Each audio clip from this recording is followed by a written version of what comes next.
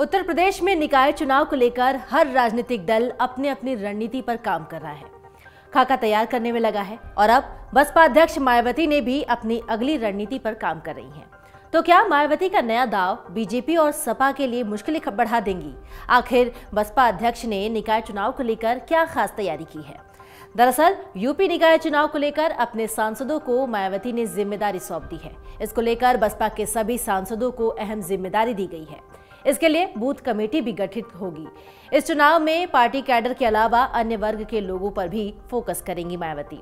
साथ ही बसपा अध्यक्ष मायावती ने भारतीय जनता पार्टी, समाजवादी पार्टी और कांग्रेस को घोर जातिवादी और आरक्षण विरोधी बताया है और चुनावी सफलता और सत्ता की मास्टर कुंजी हासिल कर विरोधियों को करारा जवाब देने का आह्वान किया है। सपा पर जमकर निशाना साधते हुए मायावती ने कहा कि सिर्फ दुर्भावनापूर्ण आरोप लगाने से कुछ हासिल नहीं होगा, क्योंकि उत्तर प्रदेश और देश की जनता देख रही है कि कौन किस पार्टी की बी टीम है और अभी भी वैसे ही काम कर रही है।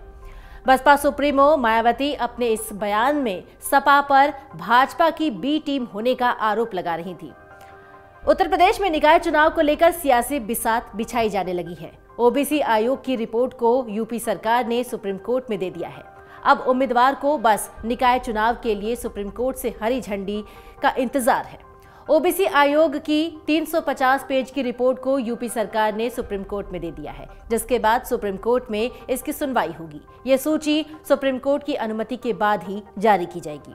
निकाय चुनाव की लिस्ट अप्रैल में जारी की जा सकती है। इसके साथ ही मई में चुनाव भी कराए जा सकते हैं, ऐसे कयास लगाए जा रहे हैं।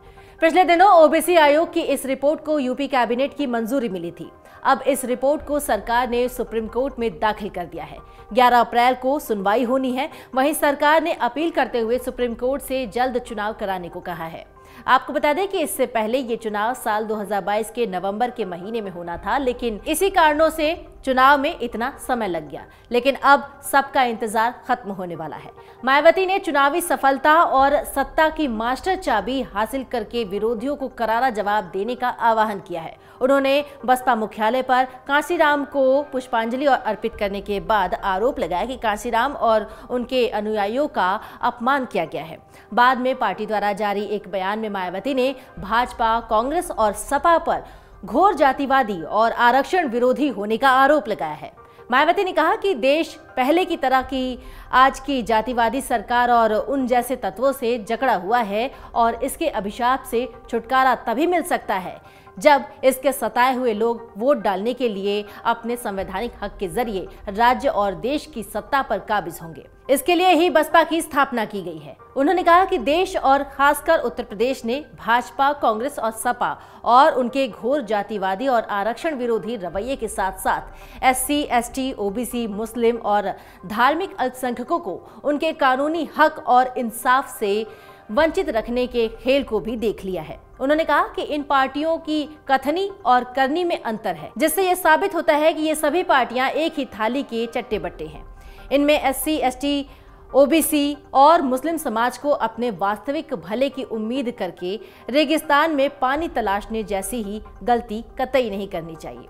बसपा नेता ने प्रदेश की भाजपा सरकार पर निशाना साधते हुए कहा कि इस विशाल राज्य में सरकार की गलत नीतियों और द्वेष और पक्षपातपूर्ण कार्यकलापों के कारण वैसे तो सर्व समाज के लोग बढ़ती महंगाई, अपार गरीबी, बेरोजगारी और जानमाल की असुरक्षा आदि के कारण दुखी और त्रस्त हैं। खासतौर से दलित और पिछड़े वर्ग के लोग अपने हक और इंसाफ को लेकर इस सरकार में कुछ ज्यादा ही पीड़ित और परेशान हैं। मायावती ने कहा कि इन वर्गों के आरक्षण को निष्क्रिय और निष्प्रभावी बना देने से करोड़ों युवाओं के भविष्य के साथ खिलवाड़ किया जा रहा है। आगामी निकाय चुनाव के लिए लोगों को सावधान करते हुए मायावती ने कहा कि इसलिए कदम कदम पर सजगता और यहाँ होने वाले स्थानीय निकाय चुनाव में खासकर पूरी सावधानी बहुत जरूरी है। यूपी में नगर निकाय चुनाव के लिए राज्य निर्वाचन आयोग ने नए सिरे से तैयारियां शुरू कर दी हैं। आयोग ने भी अप्रैल मई में निकाय चुनाव कराने को लेकर तैयारी तेज कर दी है। 762 निकायों में चुनाव के लिए योगी सरकार पहले से ही अप्रैल मई में चुनाव कराने के संकेत देती रही है और अब राज्य निर्वाचन आयोग ने भी मतदाता सूची पुनरीक्षण का कार्यक्रम जारी कर दिया है। डाउनलोड करें अमर उजाला ऐप और पाएं खबरें लगातार। अगर आप ये वीडियो YouTube पर देख रहे हैं तो हमारे चैनल को सब्सक्राइब करें और बेल आइकन को दबाना ना भूलें। अगर आप Facebook पर ये वीडियो देख रहे हैं तो हमारे पेज को लाइक करें।